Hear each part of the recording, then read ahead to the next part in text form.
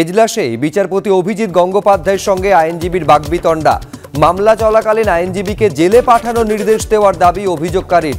শেরিফকে দিয়ে আইনজীবীকে জেলে পাঠানোর নির্দেশ দেওয়ার দাবি করেছেন অভিযোগকারী। ঠিক কি ঘটেছে সৌভিক মজুমদার আমাদের প্রতিনিধি আরো বিস্তারিত বলতে পারবেন। সৌভিক, দেখো, ওই আইনজীবীর অভিযোগ হচ্ছে যখন একটি মামলা চলছিল সেই সময় বিচারপতি গঙ্গোপাধ্যায়ের সঙ্গে তার বাগবিতণ্ডা হয় এবং এই বাগবিতণ্ডাকে ঘিরে বিচারপতি অভিজিৎ গঙ্গোপাধ্যায়ের মনে হয়েছে যে আইনজীবী তার সীমা উল্লঙ্ঘন করছেন এবং সেই কারণেই তিনি কিন্তু নির্দেশ দেন যে ওই আইনজীবীকে গ্রেফতার করতে হবে, তাকে জেলে পাঠাতে হবে এবং শেরিফকে দিয়েই তাকে এজলাস থেকে নিয়ে যাওয়া হয় বলে আইনজীবীর অভিযোগ। ফলত এই নির্দেশ যখন দেওয়া হচ্ছে তাকে জেলে পাঠাবার, সেই নির্দেশকে চ্যালেঞ্জ করে ওই আইনজীবী কলকাতা হাইকোর্টের ডিভিশন বেঞ্চের দ্বারস্থ হন এবং আমরা এখনো পর্যন্ত যা খবর পাচ্ছি যে বিচারপতি হরিশ টান্ডন বিচারপতি অভিজিৎ গঙ্গোপাধ্যায়ের নির্দেশের ওপর স্থগিত আদেশ দিয়েছেন এবং মামলার প্রধান বিচারপতির কাছে ফেরত পাঠিয়েছে।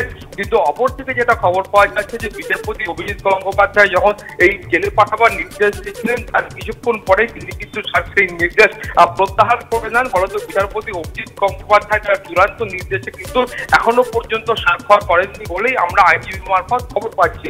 কিন্তু এর মাঝখানে তুমি জানো যে যখন এই ঘটনাটা ঘটছে তার মাঝখানে কলকাতা হাইকোর্টের আইনজীবীদের বৃহত্তম সংগঠন বার অ্যাসোসিয়েশন তারা নিজেদের মধ্যে সভা করেন এবং সে সভা করে তারা স্থির করেছে যে আগামীকাল থেকে বিচারপতি অভিজিৎ গঙ্গোপাধ্যায়ের এজলাসে আইনজীবীরা বয়কট করবেন এবং কোনো আইনজীবী বিচারপতি অভিজিৎ গঙ্গোপাধ্যায়ের এজলাসে আগামীকাল থেকে আর প্রবেশ করবেন না।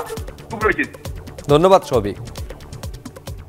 সরকারের টাকাতেই সরকারের বিরুদ্ধে মামলা, বিশ্ববিদ্যালয়গুলির কাছে ব্যাখ্যা তলব করল সরকার। 5 দিনের মধ্যে রেজিস্ট্রারদের জবাব চাইল সরকার, আর জবাবের ভিত্তিতে পদক্ষেপ নেওয়া হবে বলে জানিয়ে দিল উচ্চশিক্ষা দপ্তর। পুরো বিষয়টা আপনাদের সামনে আরো বিস্তারিতভাবে তুলে ধরবেন আমাদের প্রতিনিধি কৃষ্ণেন্দু অধিকারী। কৃষ্ণেন্দু, দেখো, আজকে উচ্চশিক্ষা দপ্তর থেকে একটা বিজ্ঞপ্তি জারি করা হয়েছে এবং সেখানে চিঠি পাঠানো হয়েছে প্রত্যেক বিশ্ববিদ্যালয়ের রেজিস্ট্রারের কাছে।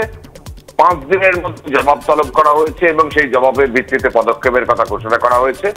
তাতে বলা হয়েছে যে মামলা লড়ার জন্য সুপ্রিম কোর্টে রাজ্যপালের হয়ে রাজ্য সরকারের বিরুদ্ধে বিশ্ববিদ্যালয় যে টাকা খরচ করেছে, কত টাকা খরচ করেছে, কিসের ভিত্তিতে, কি অনুমতিতে বা কার অনুমোদনের ভিত্তিতে খরচ করেছে, এরকম 7টা প্রশ্নমালা দিয়ে দেওয়া হচ্ছে এবং তার ভিত্তিতে রিপোর্ট চাওয়া হয়েছে। তুমি জানো যে সরকারের বিরুদ্ধে মামলা লড়ার জন্য বিশ্ববিদ্যালয়ের তরফ থেকে টাকা নেওয়া হচ্ছে, এমনটা অভিযোগ সরকারের তরফে একাধিকবার করা হয়েছে এবং গোটা বিষয়টা হয়েছে রাজভবনের নির্দেশে, এমনটা অভিযোগ সরকারের তরফ থেকে করা হয়েছে।